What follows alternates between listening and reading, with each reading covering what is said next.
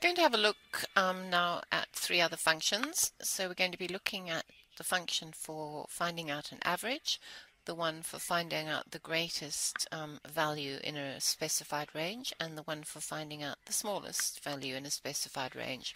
So spreadsheet we're going to use here has just got some very basic data, a name, a location, a title, a date the person was hired on, and a salary.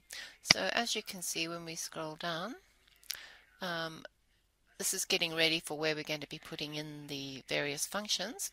One thing just to notice is it can be a little bit off-putting sometimes when you scroll down and you end up losing your data up at the top.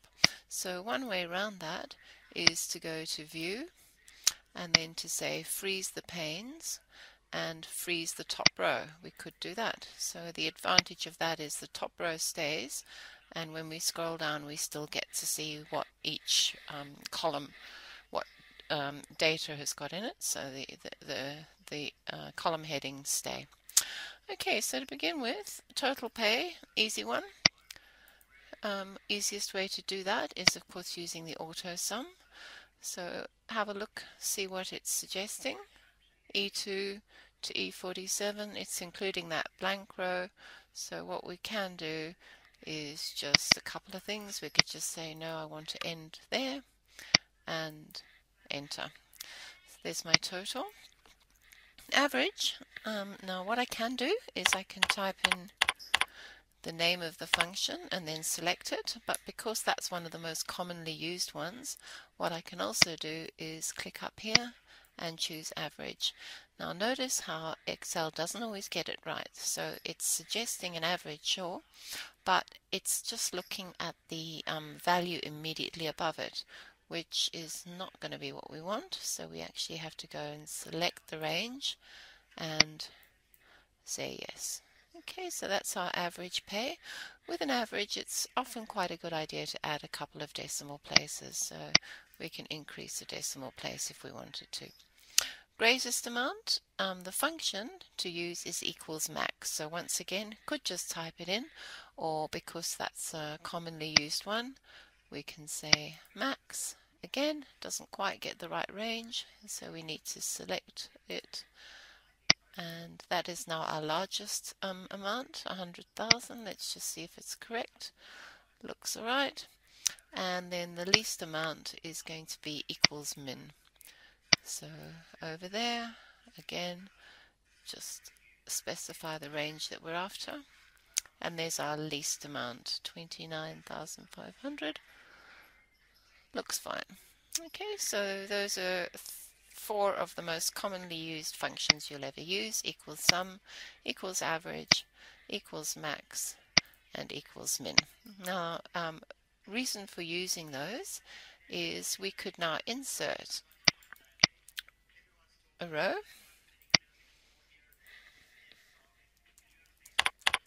I can enter somebody else.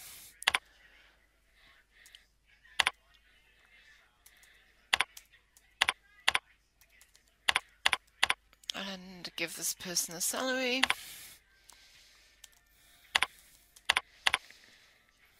Okay, so that's obviously going to be way above anything that I've put in up until now.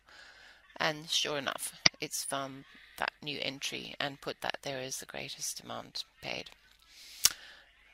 Okay, so one other thing that I think we may as well look at while we've got the spreadsheet here is you can see it's not really in any meaningful sequence that I can pick up.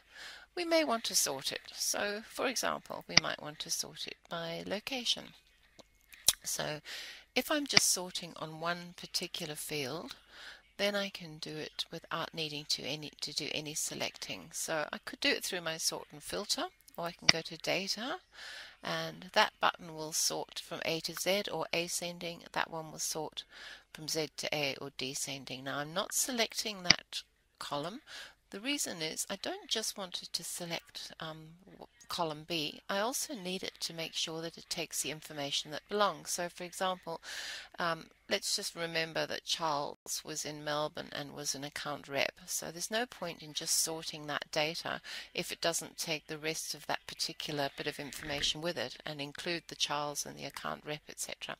Okay, so what I could do is just click on Sort A to Z, and that's going to sort everything in ascending order. And there's Charles from Melbourne, the account rep. He's stayed with his data. So everything is sorted in ascending order. I could also maybe say I want to have the most highly paid person coming first. So there I could say let's sort it in descending, largest to smallest. And there's my person who's the highest paid. However, if I want to sort on more than one field, what I then need to do is to use that sort button. Okay, so I have a choice of saying whether my data has headers or not. The reason that you've got that option is if you say my data has headers, can you see it's not including row 1, whereas if I say it doesn't, it's going to include that, and that's going to be part of the sort. So by telling it that the data has headers, Excel knows that when it does the sort, it just keeps those headings up at the top. It doesn't try and include them with the data. So what I might say is I'm going to sort it by location. From A to Z, and then I want to add a level. I want a second sort key, and that's going to be by name, and once again ascending. Okay, so first sort key is location, second is by name. So what happens is it sorts it by Adelaide and then by Brisbane, but then within Adelaide, so I've got a number of Adelaide employees, but my second sort key was name, so the E, then the F, FR, etc. as my second sort key. Okay, what I'd like to look at now is using Excel data as a table. So I'm just going to make a copy of this exact spreadsheet. Okay, so that's exactly the same now. Now this one over here, I'm going to delete my totals, etc. Okay, so what I'm going to do, on my Home tab, I have this option here to format as a table. And there are some predefined formats that I could choose. It looks for the data, it's just asking me where the data is. It's picked it up perfectly from A1 through to E47. I can just click on OK. Okay, so what you can see is it does some fairly sophisticated formatting. So it's changed the color, it's got banded rows, and if I didn't like it, I can choose others. So there's a number of formatting styles there, and because I've got my live preview on, I can see what they're doing. Okay, once I've chosen that, now a couple of things happen. We get a new tab coming up for table tools, and I can customize it further. So we can see we've got a tick for banded rows. I could take that off. I could band my columns instead. I can say that I want my first column to be formatted slightly differently, so you can see what it's done is it's bolded it.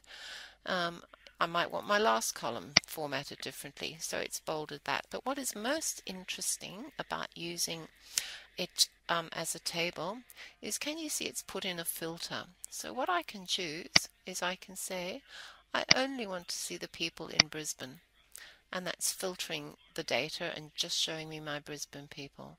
I can switch that filter off. I could maybe do a numeric one, so I could say show me a number filter.